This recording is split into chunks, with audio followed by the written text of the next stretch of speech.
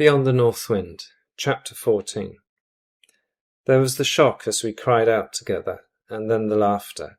I fell softly down on her, cradling her head, kissing her lips. We looked up into the mirror fixed on the ceiling above the bed. The border was decorated with hearts and pitchforks, just like the rocking chair. We smiled and pulled faces as if we were in a photo booth. Then we plumped up the pillows and sat for a while, holding hands. "You are happy today," she said, "very much stronger, like when you were young." She kissed me on the cheek. "Yes, I feel young. I will take a trip onto the glacier. I want to photograph those old farm buildings today. They will make a good picture." "Oh, I thought it might be because of something else." "I cannot complain. My situation is excellent." She kissed me again, got up, and I admired her long, supple legs that I had once likened to frogs' legs, even calling her Froggy once as she gripped me in bed. Midway through the morning, Anna brought me my phone. My brother Augustin had texted. He has a title fight in Oslo. "Do we want tickets? I've checked your diary and we are free on the date." "Okay, book us in." Augustin in the ring, arms aloft, his smiling, sweating face, mouthguard protruding, an enormous golden buckle on his belt. He was the champ. I was never troubled by the toughs at school. How I came to have a brother like him was one of nature's mysteries. There's a photograph of all four of us, Papa, Mama, Augustin and me. I was too young to remember Papa much, but I do remember Augustin raging in our bedroom. Papa had not come back. He really had gone this time. Augustin brought a punching bag and drew his face on it. He knocked the stuffing out of it for days. Eventually he calmed down and joined a gym. "After anger comes acceptance," said Mama. I worked for most of the afternoon in a room that made a fair workshop. Anna came in. "I made you these today." I offered her the small black box in my hand. Anna's eyes were bright as she took the box and brushed her fingers over the velvet cover. Inside the box was a pair of silver earrings, shaped like leaves, presented on a cushion of black felt. She held one of the earrings up to the light. I could see that she liked them. She went to the mirror and fixed them in her ears. I put my arms around her and we kissed. "Let's dance," I said. I took hold of her, wrapped her in my arms and hugged her to me. We danced together to an old tune on the radio, at first shifting around in circles, and then slowly warmed up to the beat as our body heat increased. I crooned in her ear and she responded. "Do you have a car? That would be great. We could drive into Tromsø." I shook my head. "I love you." The song changed to another hit. "Everything will be all right," I sang. Our dancing evolved. Anna and I spun and shimmied through the next few songs until the cold was forgotten. Then the word came on.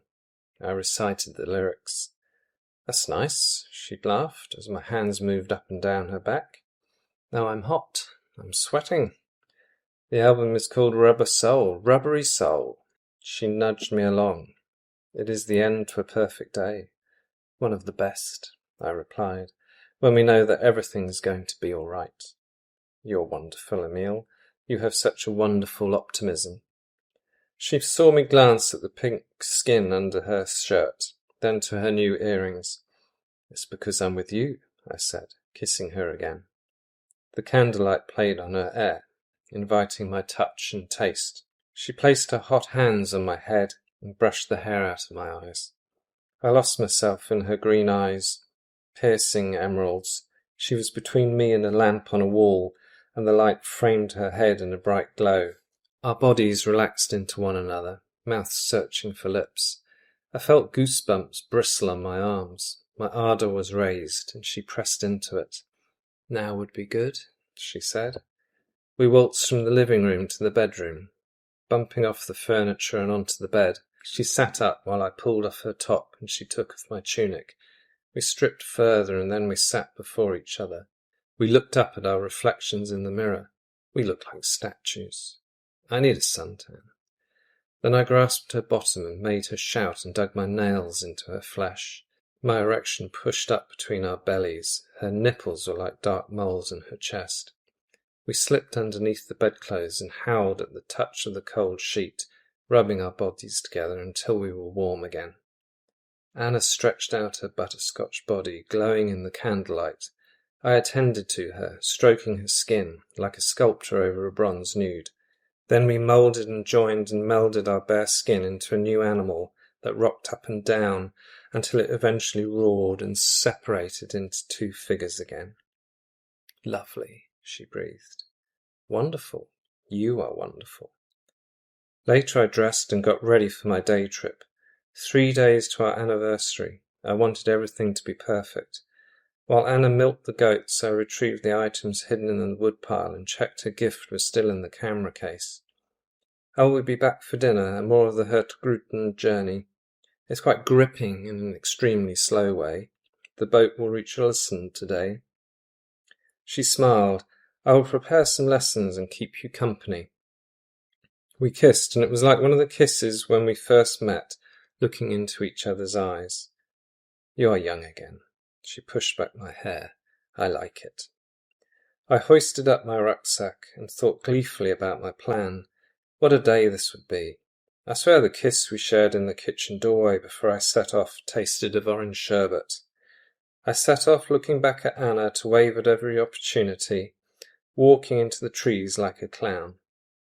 Finally I was out of sight of the farm and heading up the hill, and eventually to the glacier.